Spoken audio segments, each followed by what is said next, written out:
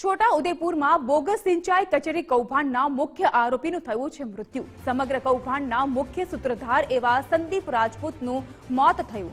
જેલમાં છાતીમાં દુખાવો થતા તેને હોસ્પિટલ લઈ જવામાં આવ્યો હતો। હાર્ટ એટેકના કારણે આરોપીનું મૃત્યુ થયાનું પ્રાથમિક તારણ હાલ તો જાણવા મળ્યું છે। આરોપીઓએ 21.75 કરોડ રૂપિયાનું કૌભાંડ આચર્યું હતું। અત્યાર સુધી આ મામલે 12 જેટલા આરોપી ઝડપાયા હતા। વધુ વિગતો આપી રહ્યા છે ફોનલાઈન પર સંવાદદાતા તૌફિક, શું વધુ અપડેટ?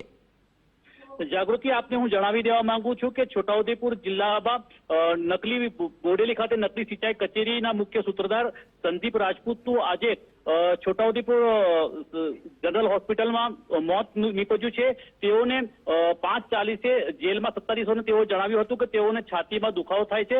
આ સાથે સાથે તેઓને પરસેવો વળતો હોવાના કારણે જેલ સત્તાધીશો તેઓને છોટાઉદેપુર જનરલ હોસ્પિટલ ખાતે સારવાર અર્થે લાયા હતા, જ્યાં તબીબો દ્વારા તેમની સારવાર કરવામાં આવી હતી અને તેમને સારવાર દરમિયાન તેઓનું મૃત્યુ થયું હતું। 6:21 તેઓને મૃત્યુ જાહેર કરવામાં તબીબો દ્વારા કરવામાં આવ્યું હતું।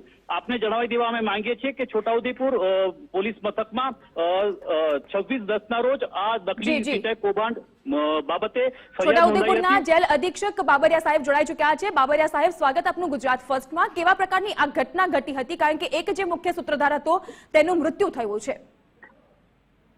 હવે આજરોજ સાંજના 17:40 કલાક આસપાસ અમારી ઓફિસમાં અમે બેઠેલા, ત્યાં આરોપી લાવેલ કે સાહેબ મને બહુ છાતીમાં ગભરામણ થાય છે, એટલે અમે તરત પોલીસ આપણે જેલના ગાર્ડ સાથે તાત્કાલિક ઇમરજન્સીમાં જેલના વાહનમાં સારવાર અર્થે મોકલી આપેલ છે।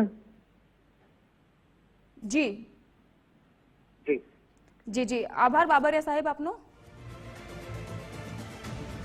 તો છોટાઉદેપુરમાં જે નકલી સિંચાઈ કચેરીનું કૌભાંડ ઝડપાયું હતું તેમાં જે મુખ્ય સૂત્રધાર આરોપી હતો તેને આજે છાતીમાં દુખાવો થયો હતો અને હાર્ટ એટેકના કારણે તેનું મૃત્યુ થયું હોવાનું તબીબો દ્વારા પ્રાથમિક રિપોર્ટમાં જણાવાયું।